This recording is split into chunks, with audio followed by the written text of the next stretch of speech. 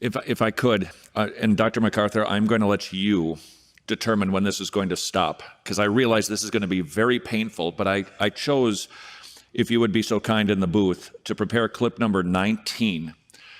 Clip number 19, this is Jesus Culture. Jesus Culture is the worship band out of Bethel Church in Redding, California. They do concerts all over the world. They sell up 16,000 seaters like that. Most likely, kids in your church have Jesus Culture music on their iPads. Almost certain that they're listening to it in their earbuds. Now, I brought 3 minutes of a 15-minute song, and let's endure this for as long as we can, because it's one thing to say that it's hypnotic and repetitious. I think it's another thing to see it. So we will watch this until either we all pass out or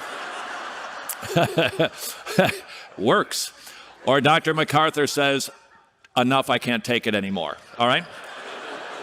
This is clip number 19, Jesus Culture asking to be filled up with something. Clip number 19.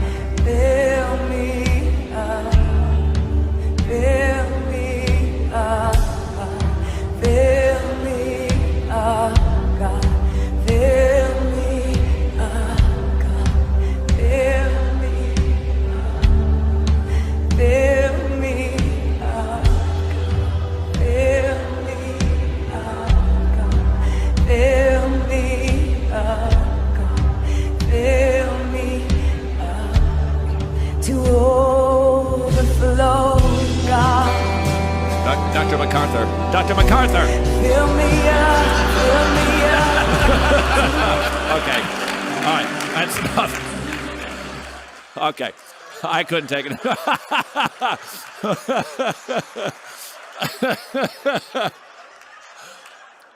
That was about a minute.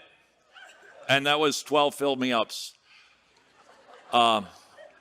This is wildly popular. Now, this is the tricky part. Some of the Jesus Culture music is passable. I'm a parent. My child loves it. Am I concerned? Absolutely, you're concerned. I mean, it's obviously, it's the old clock that doesn't run is right twice a day. If they don't ever do anything that is acceptable, then you're not going to buy into what isn't. I mean, it's just the grease slide. That has nothing to do with Christianity, nothing to do with God.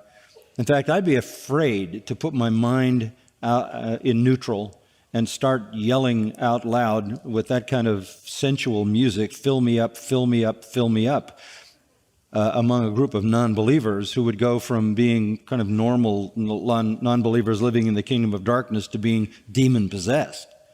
I think you're inviting a spirit for sure, but it isn't the Spirit of God. And it has nothing to do with Christianity. Again, this is paganism. This is the Kundalini cult. You can look on the YouTube and see that kind of stuff. This is paganism. This is what Hindus do. The mindlessness of this has, and I think if you accept any of it, if you say, well, there's some good in it, you literally have left your young people open to, I think, to demon powers. I would run from this so fast. This maybe sounds silly to you, but I see this stuff and I experience this stuff. They've got a few songs. They maybe have 50 songs. And there's a couple of them, there's nothing bad in them. And people will just say, well, that one's okay. It doesn't hurt anything. Does it hurt anything to bring their music in any way, shape, or form into my church, into my home, into my kids' earbuds? Well, go ahead. No, go ahead. The music is just an avenue to get them into their teaching. The music is popular, and what they're wanting to do is they're wanting to draw people in. Oh, we've got good music. Jesus Culture, Hillsong, we've got good music. So they use that as an avenue to get people into their teaching. And Mormons do the same thing. Mormons don't approach you with a full bore list of all of their heresies that they believe. They look very normal, they look Christian, they look very nice, and they suck people in. And it's the same thing with this. It's to draw people in to their belief system. And it's sad that today theology and doctrine have almost become bad words. What we just saw there, that is a mark, supposedly, of spirituality. You know, it's a high mark. You're spiritual if you can, but it's totally opposite. I would go so far as to say evangelical non-charismatic churches are using music that is unacceptable to draw people in. Right. Absolutely. They're using the music of the world to suck people in, as if somehow people would get saved because the music of the world is attracting them. It's a big jump between being attracted by the music of the world and being regenerated by the Holy Spirit, and the two have no connection. So I think this is so close to what's in a normal evangelical environment. This is so close to what people see in non-charismatic, quote-unquote, evangelical churches, that it's a very small step to getting sucked in because the style is the same. But the theology inherent in it, as Justin says, is unbiblical. All right, I want to... Todd, one other thing, too. Just the theology of that little chorus is wrong. We're not filled up with the Holy Spirit as though we get more of the Holy Spirit. The whole issue is the Holy Spirit gets more of us.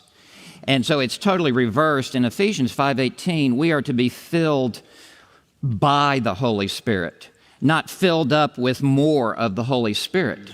And it's a total wrong pneumatology of understanding of how the Holy Spirit works in sanctification.